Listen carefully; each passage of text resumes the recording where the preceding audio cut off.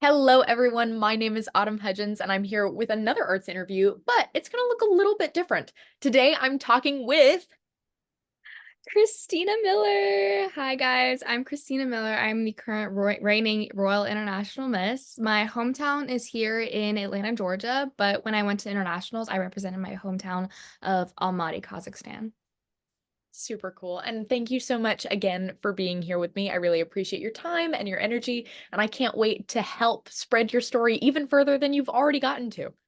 Yay, I'm super excited. I really love having like these interviews with like the contestants and such. I actually did one with a different system like a week ago. Oh, But these are always such a fun time. Yeah. I'm so glad. Well, hopefully today will be no different in that respect. Yes. So, with that being said, I'm going to hit it right off the bat. I want you to share with me your adoption story because clearly you are from Kazakhstan, but tell me about the process of discovering and feeling out community and truly connecting with your roots, etc. hmm So when I was adopted, I was only 7 months old. So I was still like just a little baby, but it was super important that my adoption was like around Christmas time, I guess, because for me, my whole family, we love Christmas. So I was adopted on December 18th and I was brought home December 27th. So I am a Christmas present. That's my fun thing I always talk about in interview. I'm like the best present ever, duh. And I actually talked about that for my international interview, and that was actually a really cool way to wrap up my interview. But my adoption story hasn't ever been hidden from me. I feel like a lot of people are like, did you always know you were adopted? Because in America, through the foster care system, and if you're like the same color as your family, it's very much like, oh, well, we don't want other people to know that you're adopted. And like, we don't want to be sketchy or anything. But Mm. realistically, there's no way my parents could have hid it from me. If you've never seen my parents before, my mom and dad are both from Minnesota. So they're both very northern folk, and they're both from very English and white and Scottish families, so they're very pale themselves. So definitely didn't get that from my mama. But um, growing up, I always knew that I was adopted. So when I had the question of, Mommy, where did I come from? She's like, well, most people, blah, blah, blah, blah. But then we came and got you from a whole nother country. And I was like, oh my gosh, I'm so cool. So I always had this cute little fairy tale in my head, like I'm a long lost princess waiting to be discovered or something like that. Super weird. I don't know. But I never really struggled with it too much. I know my brother did on one hand because once you kind of really get to the age where you can think for yourself and think about exactly what adoption is, you realize you have biological parents and you realize you have a biological family and blood relatives and everything. And my brother struggled with that deeply. And he was like, what if my parents come find me? Or what if I want to go look for them? But the reality is that we were put in an orphanage when we were both babies. So it probably wasn't the best scenario for them to have kids in the first place, whether that may be um, their age or substance abuse or simply passing away. We don't know any of that history, which I think makes it a little easier for me. But for my brother, he did have a hard time really adapting to that. But he definitely got through it through like therapy and talking to people about it and working through it. But for me, I always knew I was different, and I didn't always love that I was unique and different because growing up, I was like, my eyes look so much different than my friends. I look so much different than my friends. I would always get questions like from the day, like people could ask this, like, what are you? And I was like, girl, because I don't even know myself at the time. But then I took 23andMe, which is like, always like a fun thing because then I could see like all the parts of where I'm from. Literally every piece, yeah. Yes, so it's always funny when I'm like talking about it with like my friends who do it because they're here from America or their parents are from America and they're like, dude, it's just like European and just like America. And I'm like, girl, I'm like on the whole other side of the spectrum where I have Central Asia, a little bit of European, but mostly Asian and like North African countries and all this stuff. So it's super cool to kind of share that with people, especially when I look at it every few months when it updates, because the more people who do it, the more info you get on it and you can do like health stuff on it. But yeah, it was super cool to do that.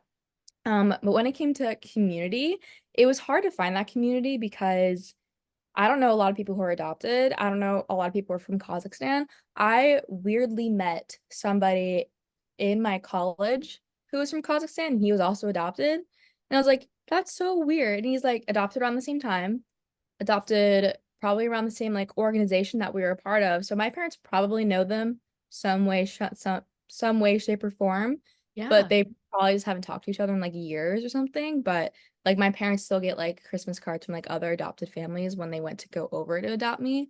Um, so yeah, I rarely, that was like a by chance random thing that happened, but I rarely ever get to have that community and sense of community when it comes to who I am. But I think something that really helped was when I was growing up, I had a lot of nannies growing up. So they'd be from various countries because my parents wanted to make it um, very prominent in my life that people can be different, they can look different, but you can still be a family at the end of the day because they would go on family trips with us, like spring break trips. We go to the beach together, we'd go skiing together, we do everything together. I was basically having like a lot of older sisters growing up, which kind of in turns the pageantry because then I had older sisters growing up, but also being the older sister growing up. So Mm. it's a lot of familiarity in that aspect. But yeah, and since this is about the arts, essentially, I grew up in band, in marching band. So that's like my little artistic aspect to community, I guess. But yeah, marching band was super fun in high school. And it was definitely my community growing up for sure. Yeah. That's really, really cool. Now, you threw a lot of information at me. I think that's so interesting.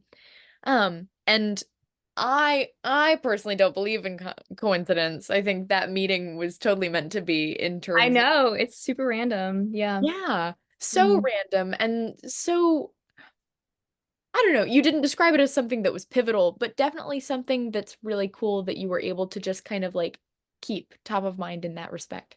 It definitely was because being in Alabama, I go to the University of Alabama. It's not a dive. Well, there's a lot of people from all over like the states. A lot of people actually come to Alabama, which is really cool. But when it comes to race, it's not very diverse when you're talking about Asian Americans, which is totally fine. It's just notorious for the South. And being from Georgia, I'm not a stranger to it. I'm very used to being a little different wherever I go. But it was very prominent on it because college kids they speak their mind. So I deal with a lot of that's a real place and just like some outward just like rude things that you wouldn't think is rude when you're saying them. But Just some when I tell ignorance. people some ignorance, yeah, I'm like, Yeah. hey, that's not cool to say. They're like, oh my gosh, you're so right. Let me not say that. I'm like, yeah. We're learning here. But meeting somebody and talking to them about we had like a brief talk about like what it was like being adopted and like how like we kind of related on that aspect of like being Asian American at the University of Alabama and little things like that. So it definitely was a pivotal point for me more than I probably know, but it was definitely refreshing to have that like, you know what? I'm not alone, even though like we're exactly from the same exact place, which is kind of crazy. Other people are like me who are not from the same place and not the same race as me, we still all share this sense of questionable, like, do I belong in this kind of area? Yeah, I think that's really beautiful. And with that being said, how would you define belonging? How would you define community? I mean, belonging and community go together. I think it's your support system and who you surround yourself with. That's a positive energy. It's not always going to be your family. It doesn't always have to be blood related. It doesn't have to always be your academic class. It doesn't always have to be, things that you are kind of put in growing up, things that you were supposed to be in, like, oh, you're supposed to be in this grade. You're supposed to be in this class. You're supposed to do a sport. It doesn't always have to be that. But if it is, that's so great. Like if it's a club, if it's um marching band, if it's theater, if it's anything like that, you share this similarity and a same love for something. And I think that's what really creates a community because you see people who are passionate about something and that's what you're both working towards. So I have friends right now, we're all passionate about I think one similarity is we're all very passionate about, self-love and self-worth, and we're always like pushing each other to be our best and have amazing career goals and have really good goals, but we all have different beliefs and we all have different strategies in life. But at the end of the day, we all want what's best for each other. So I think that's really what creates a community is what you're passionate about. I think that's a perfect explanation of that. And also the perfect explanation of an environment that is, in my opinion, the healthiest for people to grow. So I'm Hmm. so happy and I'm so glad that you have that in your life because not everyone has that. And I also, know. for some, it takes a long time. I'm still establishing my community, and I It think took that's me a long time, really, girl. I can only just now say all that. I'm like, you know what? I actually have a good pair of friends here. I have actually a good community. And even though growing up, like being in high school band was like my community, it wasn't always the healthiest. It wasn't like the end all be all, Mhm. but it was something that kept me afloat and kept me sane in life, you know? Yeah, as Hmm. the arts often do. Now, I Yeah. am going to take that opportunity to dive into that piece. Obviously, within this piece, we can chat about any other organization or activity that you participated in that helped you feel and fill a place of belonging, for lack of better phrasing. But tell me about your experience in band and in any other related arts activities that really helped you kind of ground yourself. So I remember in fifth grade, we were all in band, but we were all given recorders. So we even like had like a recorder concert and it sounded awful. It's like that video of like people going to that store and they like squeeze all like the screeching chickens and then they release it. That's what we sounded like. Like I kid you not. I love But then I remember after that, it was so exciting to choose your instrument, what you were gonna do. So me and my best friend were like, we're gonna play the flute. So we work our way through middle school playing the flute, and me and her like the type to always go in there after lunchtime and not like we'd skip recess to go play off songs and get them signed off on by our director because we were like, no, we're obsessed with this. Yeah. And he was actually it was his first year when we were in sixth grade. And so when we graduated, we were his first class to graduate. So it was kind of like sentimental and sweet and cute. We're like, oh, bye, we'll see you later. But I still keep up with him all the time online and what he's doing. And he's actually a father now, which is so cute. And he's a little boy. Oh, you're so cute. love that Um, for him. I know. And basically, and then once we got to marching band, that's when like the fun really started for Yeah. sure. And I remember they kind of like brought the marching band to us when we were in middle school to like show us what it's all about. But not only was that a way for me to like have some leadership positions and like get into peer leadership and get into leadership roles and have the confidence. Well, pageantry gave me the confidence to work for those leadership roles in class, of course. But it was just really refreshing to have those moments like during band camp. I know it sounds like cringy, like, oh my God, band camp. Like At everyone band like did. camp? Yeah, Hmm. at band camp, we did this. Yeah. At band camp, I did this. Um, but it was really a time for us to like have fun, uh get to know each other before like school would start. That would be really helpful too. Yeah. I definitely do encourage anybody who's going into like high school or middle school or something to be a part of a club or sport or something or even band because you get to know people before you even go to that school or high school or whatever. So it Yeah. really does help with like the nerves because girl, I was so nervous before like high school. I was like freaking out. Like remembering that, I was so different. I was like, I'm gonna die. It's not gonna be great. Um, I'm so glad that you didn't, though. I know, I'm so glad I didn't die too. It's really great. Yeah. It was Mm. also before like pageantry started too. So I remember it was still like a working moment for me. But um being able to have those people in my life throughout band. I still follow them along like their own journeys in band when they're in college to this day. You can kind of relate on some things. When people bring up band when they were like in high school, I'm like, oh my gosh, I was in band too. We can talk about it. Yeah. But again, it just comes down to passion. And also you spoke about other arts I did at this time. I guess another art would be martial arts. Yeah. I was in martial arts. I was kind of thrown into it when I was 7 years old. So I didn't realize, my parents realized, no matter what I said to the instructor when he asked, do you want to be in karate, that it was going to be a yes, whether or not I said yes. But I fortunately said yes, so my parents didn't have to force me into it. And the only reason they did that is because me and my brother, we were the same age growing up. So it was hard to like put us in two separate things and then go back and forth to football and karate or something like Yeah. that. So it's easier to just put us both in karate. Hmm. So it was a lot of community based on that because I eventually became an instructor there and I could, be more relaxed, I guess, in a sense, and not have to be the student all the time. Yeah. But it was very, it was a lot of teachable moments when it came about determination. That's what I talk about in my interviews a lot when it comes to karate, because although I'm not in there anymore, those were like the starting points for determination and not giving up and working until you get to your first three black belt and maybe working all the way till you get to your fourth three black belt, which is what I did. And if I could work towards more degrees, I definitely would. It definitely helps me keep in shape and it's something fun I can do and I work with kids all the time. But it's just something I can't do with college and everything right now. But yeah, definitely something I speak highly of. That's wonderful. And I'm not having the time for that. Girl, I get it. Yeah. Yeah, nowadays like when people ask me like in pageant interviews like, "Oh, what's your hobby?" I'm like, "This is my hobby. This isn't my hobby. I don't know what you're talking about. This is my hobby." But it's important to have Participating other hobbies. actively. Of Yeah. course, having Yeah. multiple hobbies is great. Sometimes it can be kind of expensive, whether we're talking money or time. Yeah. Yeah. Having a life outside of college is kind of difficult. But regardless, I think that's really, really wonderful. And I think it's really great. And it makes total sense that your parents would want you guys in one thing. I didn't have a sibling, so I didn't have to worry about that. But then that's mine. Um, I think that's really special. And surely, like, the determination and the perseverance that the arts taught you was able to carry over into pageantry and into the community and journey that you found within pageantry as well. Absolutely. Yeah. And I meant to note this earlier. I also played flute whenever I was in band. Yes, I think we've talked about this too. I think we talked about playing flute. I Yeah. think we did just a little bit. A little bit. Yeah, A little bit. Yeah. just a little bit. Band Yeah, count. I played flute. embouchure ready. Oh my Um, God. Oh, you ready? yeah, key phrases, key phrases.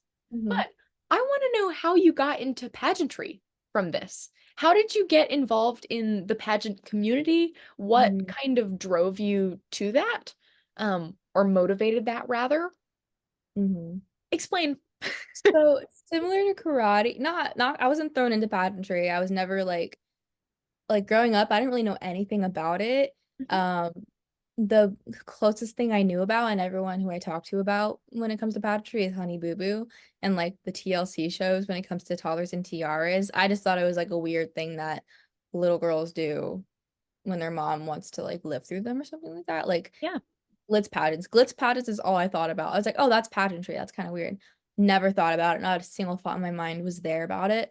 But like many girls, I had a little letter come in the mail from National American Miss. Mhm. And I remember it was the summer after freshman year and freshman year in high school. I'm trying to remember it was a fun year because you're in high school, you're cool now, like you're a freshman in high school, but it still was challenging. I think a lot of people have a challenging time freshman year in high school or college or even Yeah. graduate school. I feel like in graduate school you got more of a hang of being an adult and living by yourself and things like that. A little bit more, a little Yeah. bit. But it was very intimidating. So I was kind of on this like journey of like figuring yourself out and trying something new. So I remember for NAM, they allow you to have an open call. So I was like, you know what? Let's just go to the open call. Let's just see what it's about. So we went to the open call. I actually met Hannah Daffron when she was the National American Miss Preteen. This is how long ago this was when she was a little preteen. Wow. Yeah, she was young. And I remember the queens that were there. And I'll always remember the queens that were the national queens when I started because that's when I started pageantry, of course. And I remember going to the open calls like, you know what, this could be kind of fun, like wearing heels and a pretty dress and on stage. And they really pushed the fact that pageantry is about interview skills and public speaking skills and yada yada. So my mom was like, "Ooh, maybe you should do this." I was like, "Okay, maybe I will do this." So, first pageant happens. I unfortunately can't find any pictures. I know they're there, they're just not on my phone, but I can't find any pictures of my first pageant whenever I go to like have these seminars with my workshop because I want to show people. I know Yeah. they're there, they exist. Don't worry, they exist, but like I can't find them personally, but that might be saving me from a little bit of embarrassment. But For now. for now, it'll come back eventually. But I remember my very first pageant. I won an optional there, and I was like, "Oh my gosh, I get to go to nationals!" Yeah. And my mom was like, "Oh gosh, okay, we gotta go to nationals." So went to nationals, and that's when I remember falling in love with it because I don't know what it is about me, but I love when things are to other people can be overwhelming, but for Yeah. me, it's super like um what's the word? It's very Invigorating? invigorating, I guess is a word. It's very Energizing. enticing.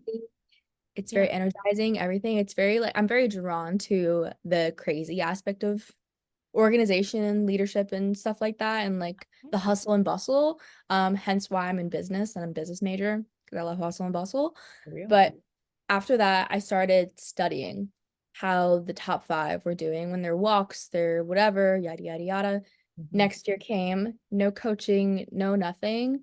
I got top five for my very first time at the state pageant. And I was like, okay, go me.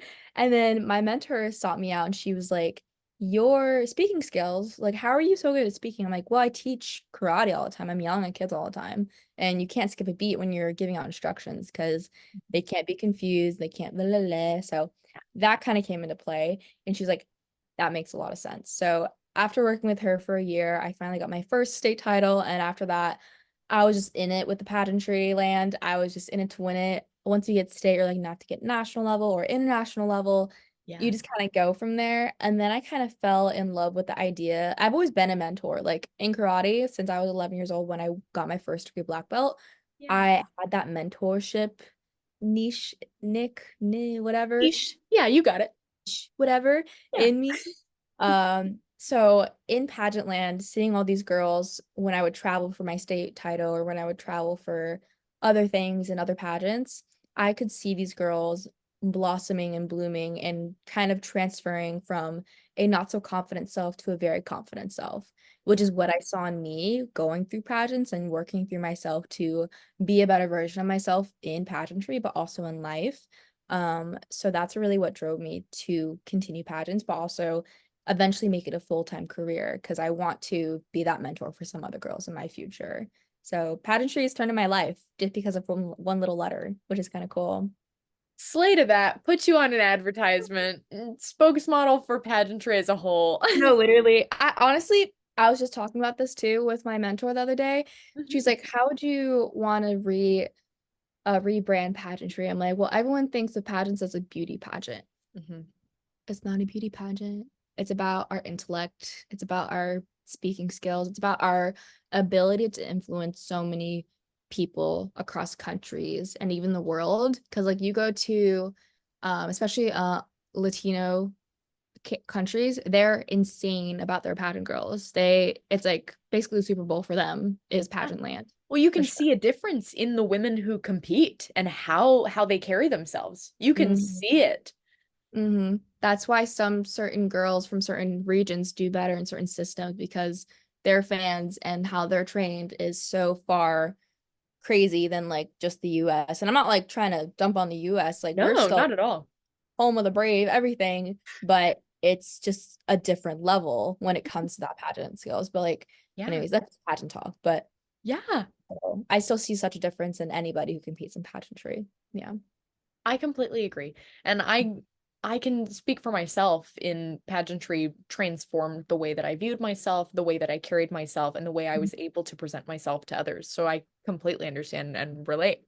Mhm. Otherwise, we probably wouldn't have met. So Exactly. You meet some cool girls too, like my international queens. I have two girls yeah. from South Africa, which is so cool. Yeah. Some local girls in Georgia that I would never have met if I didn't do the system or pageantry in general. Hmm. So little things like that, you just make connections with people along the way, and I think that's super important. Yeah. Very similar to community, like we were talking about. I think so too. Now, I want to go back to one thing that you said as we were speaking about pageantry of how mentorship. You want to be that mentor, and you being in the title and the position that you're currently in are naturally a mentor, which is Yes. amazing. But also based on everything that you've said and everything that we have talked about thus far, not only here, but also in personal conversations, Yes. you are naturally a mentor in your life. So I think A, you fill that role beautifully. So bravo to you. And also, I want to talk about how you fulfill that role in maybe a slightly new hobby. You can correct me if I'm wrong, as a makeup artist. Yes. Yeah.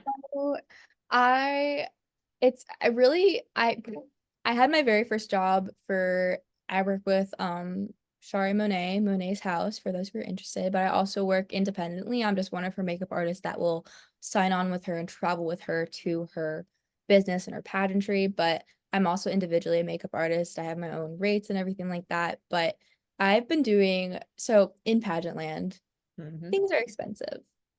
And especially now with the economy and whatever, Yeah. things tend to get more expensive nowadays. And I've always found it so important to save when I can. So Yeah. I've taught myself how to be my own seamstress at times. Like literally just before we had this call, I was like sewing up a slit for one of my dresses and learning different stitches and learning how to hem and learning how to coordinate outfits and study people's fashion and implement it into my own life. Like I'm Mhm. my own stylist, fashionista, seamstress, makeup artist, hair artist. Like you learn how to be a woman of multiple talents when you're in pageantry. Yeah. Even if you're not naturally good at those things, you will tend to learn. Like Amber, my Ms., she's, I don't know if anyone knows, but she makes a lot of her own clothes when it comes to pageantry. Oh And yeah. I mean, like the stoning and the beating itself, she'll go Yeah. in crazy with it. And I didn't know that until I saw some of her TikToks, and I was like, you're telling me you do all this stuff by yourself? He's like, yeah. I'm like, you're crazy. You tell Um, me you're slaying the game and you just didn't feel the need to. Exactly. We didn't like want to share. But nonetheless, but makeup and hair has been something I have done since my very first pageant, and I've only had my hair and makeup done once. I usually have my hair done because I don't like to deal with this because it's a lot. It's all Yeah. mine, but it's a lot. And I usually have people do my own hair. And my biggest thing when it comes to makeup is I had a few people do my makeup in the past, like for photo shoots, not ever a pageant, but they would never get my eye shape right or like my face structure right. And being Asian American, it's understandable because we don't have a lot of popularity, I guess, in the pageant community to do this type of hair and makeup, which is fine. But it's important to find a makeup artist that does know your face and that can bring out those features for you. And that's exactly what Shari Monet's house is about. She's about, you know, enhancing the things you already do have and working on, you know, women of color and minorities who don't have a popular eye shape or hard to work with eye shape or nose, cheekbones, face, all that stuff. That's her whole brand. So working with her is definitely like preaching everything about why I do my own makeup and hair. Um, but it's definitely something new I'm a part of because I'm like, you know what? Since I've gotten to this point, I want to start earning for it because absolutely. But when it comes to like, exactly, girl, I gotta pay for my pageant wardrobe somehow. Exactly. Um, Oh yeah. When it comes to the mentorship side of things, I love talking with the girls in my makeup chair and like asking them like, how are you doing? How are you feeling? Because I know for me it's really important to have a makeup artist that is a calming presence because I've had artists in the past who just gossip the whole time or they stress me out the whole time and I'm just sitting there like twitching. I'm like, It's just "Mm, not the energy that you need for that mm." environment. No, I feel like a lot of people, and especially working on the other side, you really see a lot of people's true colors. Mhm. I will leave it at that. But when it comes to, your prep team and your support team, when you're forming a team to go to a pageant, because I know a lot of girls, they have like multiple coaches and multiple la la la la. That's so great. But for me, I'm very, very picky and I'm very specific. So when it comes to having your team, you need to think about how are they going to build me up for this moment, for my competition, for this goal I have in mind, especially when you're taking pageantry so seriously. So yeah, when it comes to mentorship, it's in your makeup and hair artist too. I think it's important to remember that. Yeah. I Mhm. think that's a really good point that not a lot of people think about. And I mean, like my mom is my makeup artist and my That hairstylist, helps. I feel like and that helps sometimes. Yeah. it totally does, especially because like that means that pageant time and anything that requires hair, makeup, styling, that kind of jazz is like personal one-on-one time. It can Mhm. also just be peace time where we can just both be silent and I can just like in the chair while she's doing everything. People have done that. I've heard people doing that. Yeah. Yeah, it's not intentional. It just happens. I'm just so relaxed. But I think it's really powerful and really empowering to hear how you've kind of you've adapted to the circumstances presented to you and you've figured out your own way. That determination and perseverance they come full circle My life is a melting pot at this point. It's just a big melting pot. as it should As be. it I should think be. Yeah, Yeah. I think that's a mark of an accomplished life so far. And considering that we've still got a hot while to go, like I think you're well set, you I know? feel pretty good as a freshly 21-year-old going through life. I'm like, I feel pretty good. That's Um, crazy. but yeah. Oh, and also the tidbit about mentorship too is Yeah, working under Shari Monet or Hodges, I guess, but her brand is Monet. yeah, Um, it's nice to see it from a business standpoint because I won't be working in hair and makeup for like the rest of my life, but I definitely want to make it a big substantial part of my life because one, the money's there, I'm gonna be honest. yeah. Also, especially in pageant land and in bridal too. I love both of those things, especially, but seeing it from the business standpoint and essentially having a consulting business, that is super important to see how she works behind the scenes and see how all that stuff works behind the scenes. So that's also super important for me, mentorship wise, being the mentee at times. No, completely. Oh, I love that. I love the phrasing that you used for that as well. Thank you. Mhm. Just a moment to let it soak in for myself. Yeah. Okay. Now, with everything that we've talked about, we've established very much that your story of finding community, finding like that belonging for yourself in a variety of components, discovering who you feel you are within those and individualistically, and how you are using that to empower others. What is your advice to someone who doesn't feel like they belong yet or hasn't found those communities? And what do you recommend? Girl, I promise you do. Well, because that was for me the longest time, like I talked about with being adopted. And that's plug. My platform is called Because We Belong, all the belonging. And the things I talk about within my platform is that it's so important to work on your mental health. I think not only is that really important for foster kids and adoptees in America and especially around the world, but it's so important for you in general. Because, like, I will say mental health is probably more important than your physical health. They're always on the same level, but probably more because I actually had this time in one of my podcasts where I talk about where I was not doing good mentally, like sometime my freshman year in college, and you could see it on me physically. So if that's gonna scare you in any way, save your mental health where it needs to be saved, because you could see it in my acne. I had the worst acne breakouts of all time. My skin was stressed, my body was stressed, I was bloated from every inch of everywhere. I was just a mess, and I just didn't feel my best because I was mentally drained, and I was mentally dealing with so much stress and so much at the time. And it's so important to reflect on yourself a lot of the time because sometimes it's important to belong, but it's important to remember those times when you should step back and say, well, I'm unique in this certain way, and that's what makes me so special. And it's important to have community and be part of an organization or a system or a community and have that belonging, but also remember that you're your own person. There's no one else like you. And something I also often say in my seminars is that, and it's a very true fact, the chances of your existence is 1 in 400 trillion, and it's only growing by the day as the universe expands and as there's more population. So it's important to remember that you are put on this earth for a reason, no matter what your beliefs may be, and you just need to go after it, and you're special for a reason. You're your own person for a reason. So it's important to lean into both sides of belonging, but also being your own self and like having that sense of purpose in life. Um, and when it comes to belonging and having a purpose in life, try new things. Because growing up in the high school that I was at, I wanted to be a surgeon for the longest time. I wanted to work in the medical field, which I think if I applied myself more and I went down that route, I definitely could.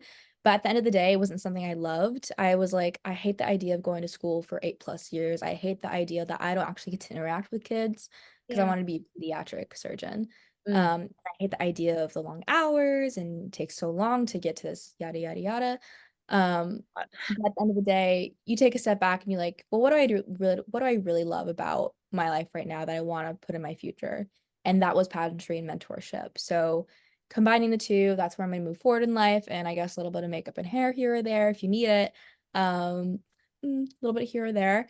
But it's important to try new things so you know what you want to do in your future. Because I see a lot of people, especially I'm not gonna say it's like I feel like it's especially in the Atlanta area. Whenever I would take care of kids, like camp counseling at my karate studio, or even going to like these workshops and like the Boys and Girls Club or something like that.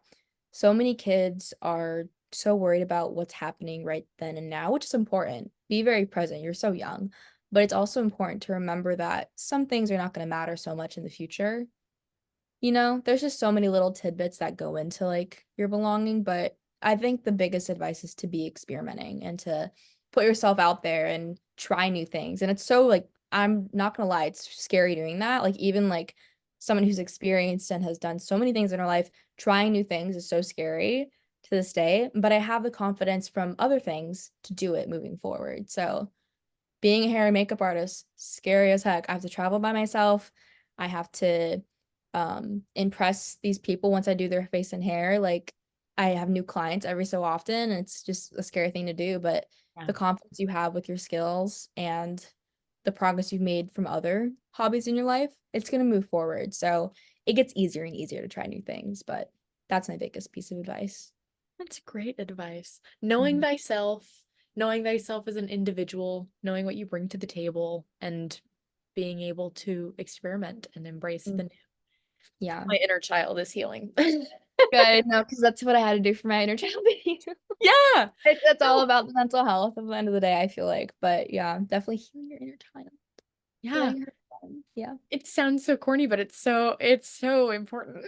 It's I used to be so bad. I was like, oh, that sounds so stupid and corny and gross. And now I'm like preaching it all the time, like butterflies and rainbows and unicorns.